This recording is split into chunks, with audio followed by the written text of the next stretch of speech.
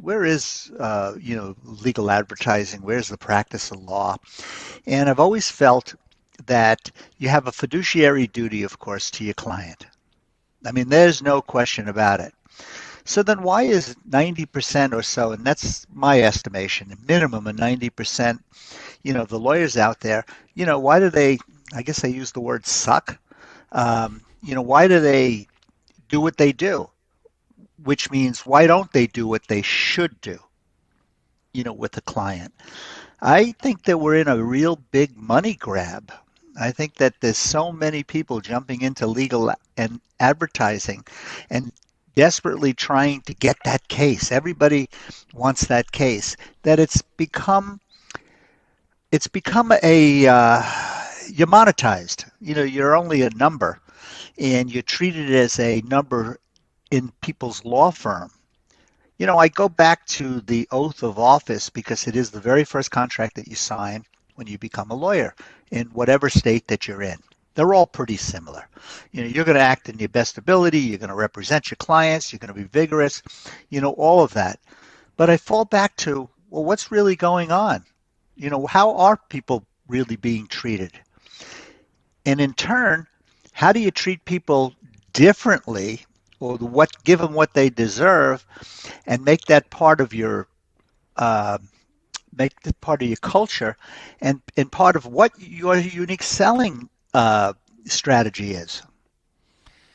There's so much here, and I equate this, a doctor and attorney, they're supposed to help the individual, but on one end, at least from my perception, I could be wrong, it's this perception of a doctor being friendly and kind and really, really being there to help you. And then there's this negative connotation, this negative perception for the attorney that's just looking for the money. Do you think that it just started piling in after that 1977, decision to allow advertising, and it's the simple message on a billboard? Where do you think that pivot started to occur?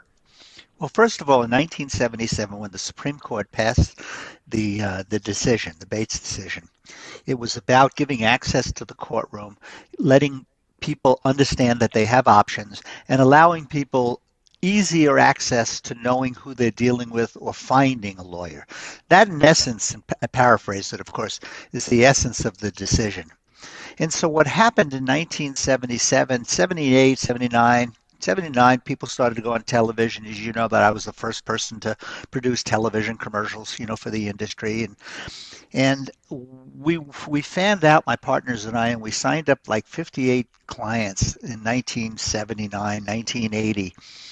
And it was, it was like, turning the key and the floodgates opened.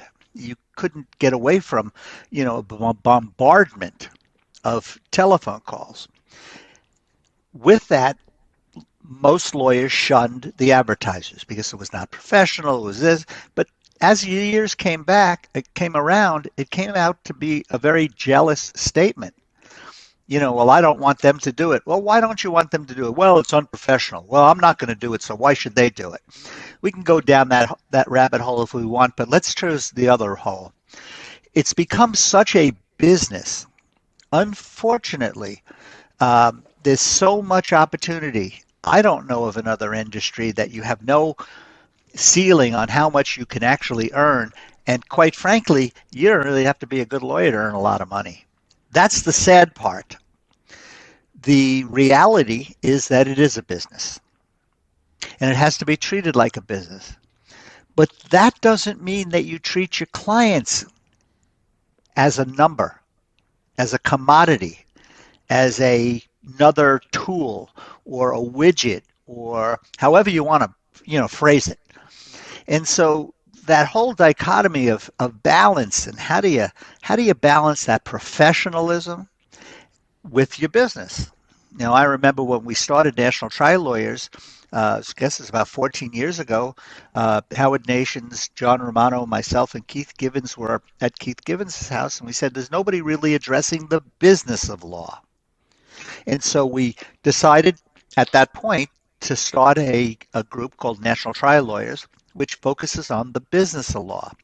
So it is a balance, but I firmly believe And the court system firmly believes that you have to have compassion and you have to have professionalism. And quite frankly, I'll go back to the oath that you just read. What does that say? It says a lot of things. It says you're going to work your tail off. I'm paraphrasing. You're going to Hmm. represent your client. You're not going to sell them short. You're not going to not return their phone calls. You're not going to not treat them like, human beings. It's not a commodity. That's what that paragraph says. Hmm. I have never met a lawyer in my life, and I know a few, that has read that oath of office or applied it to their practice or acknowledged it after they took it. Now, keep that in mind. Now, that's happened also, the Hippocratic Oath, for doctors and what have you. If you just did what that paragraph says, that contract that you signed, you're under contract to do, you'll do just fine. So why can't you incorporate all of those things, into the culture of your firm? Yeah, no, I would say, and you certainly have worked with a lot more firms than me. I think many of the attorneys that I work with want to do a good job. They want to provide a good client experience. At least most of them outwardly to me. I think also it's like they need reviews. They need reviews. It helps them for their Google Maps, their local service ads, their conversions because consumer behavior shifted. Do you think that maybe that's had an impact for maybe focusing and shifting from the customer point of view, the widget, more to the client? Do you think that's had an impact? Yeah, yeah, I think it's all has an impact. But first of all, with your business, I know that my perception of your business, I should say, is you handpick your clients. You deal with what you want to deal with is the cream of the crop. You want to deal with people that you can get through. Your clientele are the extreme that want to go about everything in a compulsive way, which means they want to service their clients. They understand intake. And although they come up short, they come up a lot less short than most. So, in general terms, unfortunately, money has creeped into everything. It's a money grab. Uh, you have lawyers that get a taste of advertising, uh, and they have a taste of the money, and it could be overwhelming, and they just come up shy on the compassion side and the work ethic side. Where where can where do you see from the client perspective where attorneys could take this and maybe do some introspection, say, you know what, Harlan's right. I need to take a deep look at that. At this, where does it start? Where do you Well, let's start that? well let's take a look at the business side of it. Let's talk Hmm. about the business side of it. Sure, Let's talk about making money in the practice of law, of because course. that's what you and I do for our clients. We show Hmm. them how to make money. And what we started this conversation off with is talking about different ways to make money. Um, to back up, I don't believe that I've come across a practice that has, especially an advertising practice, that has grown exponentially. Now that you grow to a certain point, hypothetically, if lawyer X in Miami is signing up 200 cases a month, he's not necessarily signing up 201 cases, although they're throwing more money at it. So growth not isn't necessarily moving into from Miami into Tampa. It's your turnaround on dollars, establishing yourself, getting paid, seeing your investment is 5 to 7 years. Okay, so that's a long-term investment, and that's growth, I guess. But if you wanted to grow your practice, you got to sit back and you say, okay, how am I going to grow my practice? Am I going to say something that the other guy doesn't say? Or am I going to throw more money at it? What's the logical way to make money at this business? Well, number one, I feel very strongly about, well, getting better cases. If you just simply say, well, I would do serious injury, that's not going to get you cases. What's going to get you more cases, what you're going to get you, more higher value cases is credibility. credibility comes in many, many ways. Credibility comes in doing what you're saying you're going to do, being an expert in what you're doing, being really specializes in hypothetically truck cases. Every lawyer in the country wants a trucking case, but there really are, what, 50 or 60 certified truck lawyers, and most of those cases go to them. And if a lawyer that's working on soft tissue and auto and has a yeah, kind of a churn and burn practice takes an auto case, a trucking case, then I don't have the expertise to build that case to a multi-million dollar case where it should be. And I so this um, the second thing is the value. You have the value of the case. Yeah, and I think where I was going to jump in here is, there's the quote unquote pre-lit versus the the litigating firm, and immediately when you say trucking, I think of an individual like David Craig, amazing truck accident attorney. You and I both know David, and he goes about advertising differently. He doesn't do and let's talk about this because I think he's the perfect example in A, getting better cases, and then B, maximizing the value. Well, yeah, David is an interesting cat. He's a friend and a client. When I met David, David was just coming off of television. He was changing his practice to exclusively going after trucking cases. Well, by going after trucking cases, he does get 20 or 30 other cases a month that his partners handle. But the way David went about this was in a very, very credible way. He didn't just stand on top of a truck and said, I want your truck case. He went about it in a very, let me say it this way. My analogy is to talk to the public the way you would a jury. And so when David advertises and he markets, and it's primarily through social, he's presenting his case to the public and showing them how to, what you really have to understand. He's really opening the kimono and, talking about what most lawyers don't talk about. He's really telling everybody, what to do. Fortunately, other lawyers don't listen, or unfortunately, I should say. No, I meant it, fortunately, because that leaves much more for the people that are going after the business, in a different way. The bottom line is that educating the public, being an expert, and delivering that message, and making it client-centric is an excellent way to attract business, targeted business, and quality business.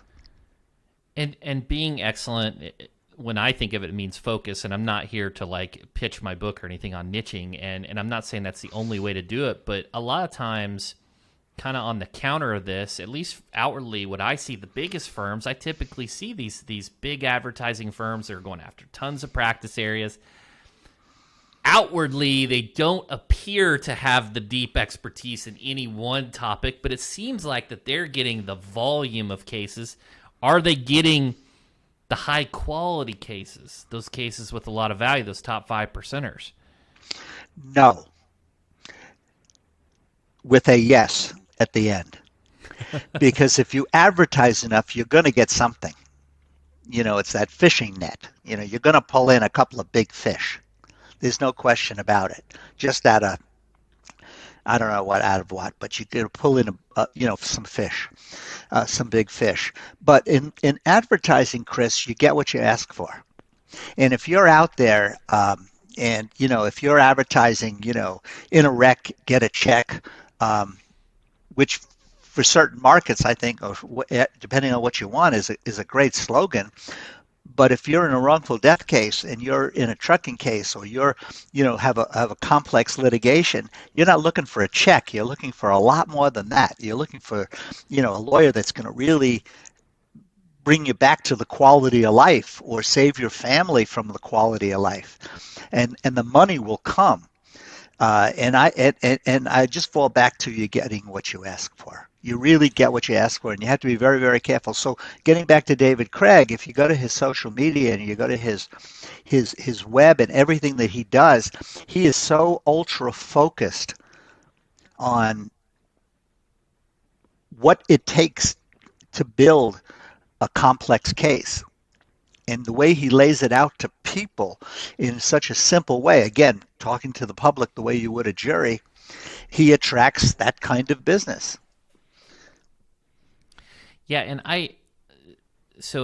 David does an excellent job of this, and I see these different strategies, and there was this book recently called Snow Leopard, where you can have these generic, humorous statements that reaffirm your beliefs, and it appeals to everyone, right? And you can build a big following, or you can speak to a specific category and become the category expert. You're not going to have the same amount of followers, but for that specific category that needs you, it will really resonate with them.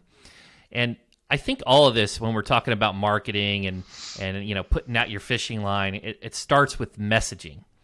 And I know that you, especially with your expertise in TV and video production, and I know you've worked with Michael Mogul on the messaging through his videos and Crisp, and we talked about credibility and authenticity. What goes into crafting your message for a firm? Well, first of all, I believe you have to know who you are. I have to know exactly who my client is. I have to know what their practice is about, what their level of expertise is. I got to know everything about their practice because that's who you're selling. So at that point, you have two choices. You can sell the fantasy of, this so-called lawyer,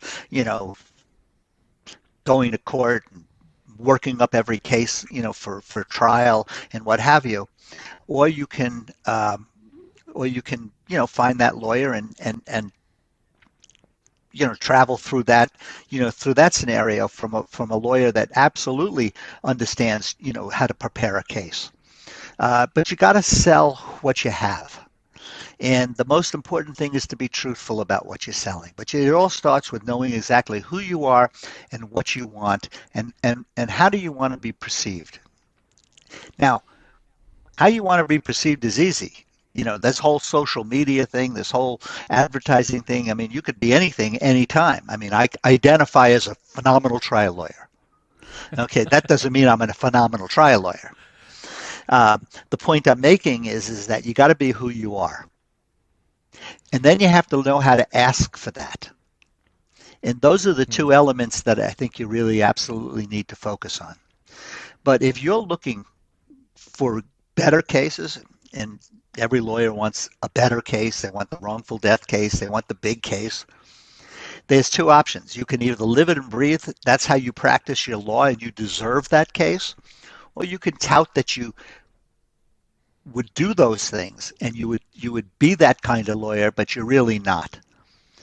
90% of the lawyers that are out there, particularly 90% of the lawyers that are marketing in a big way, there are exceptions, and I have dear friends that have high volume practices that practice great law, really don't practice great law. You become a commodity. You become a number that you move through their system. And what that means is, are they really spending the money to invest in the case, the lawyer's money, not the client's money because it's contingency? Are they doing every single thing possible to have the outcome that the client deserves? And that's a huge investment, money-wise and time-wise. That's the game changer right there.